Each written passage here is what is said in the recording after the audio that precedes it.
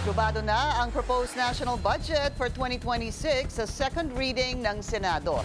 Pero hindi ito basta-basta lumusot nang walang reklamo. Yan ang agenda report ni Hannah T. Is there any objection? There being none, the motion is approved.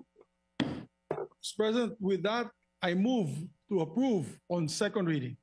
Lusot na sa ikalawang pagbasa ng Senado ang panukalang budget para sa 2026. Pero nag-register ng no vote dito sina Senate Minority Leader Alan Peter Cayetano at Senator Joel Villanueva. This is such a great opportunity for a game-changer budget. It doesn't really promote rural development. The unprogrammed funds are still there.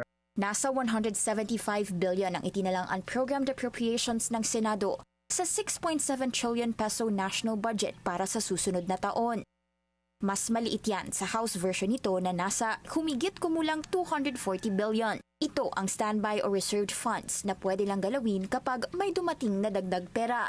Una nang itinuring ang unprogrammed funds na mala pork barrel matapos matuklasang nagagamit ito sa ilang proyekto gaya ng sa infrastructure sa diskresyon ng mga politiko. It's a good budget. Don't get me wrong, Mr. President. I acknowledge the work of everyone. I'm just saying I think we can come up with something that really changes the game for the Filipino people. Pagdating sa DPWH, nirestore naman ang humigit kumulang 52.13 billion pesos na pondo nila.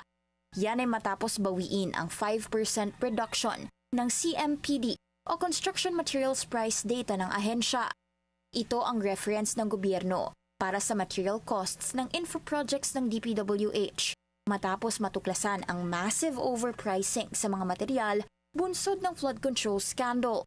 Dahil wala raw breakdown ng pagkakahiwalay ng materyales sa iba pang component, gaya ng labor at equipment costs, kailangang i-restore ang nasabing pondo dahil posible raw hindi makatanggap ng maayos na pasahod ang mga manggagawa ng ahensya kapag may CMPD reduction. Nakatakdang maging available ang line-by-line amendments at attachments ng budget sa Sabado, December 6. Ayon kay Senate Finance Committee Chair Win Gatchalian, lahat ng mga senador may kanya-kanyang amendments. Ilan dito isinalang sa Senate plenary. Ang third reading naman ng Senado sa budget ay sa December 9, habang may Cameral meetings naman mula December 11 to 13. Dito na mag-reconcile ang House at Senate sa kanilang mga bersyon ng budget at inaasahang isa sa publiko na ito. Para sa agenda, Hannah T, Billionario News Channel.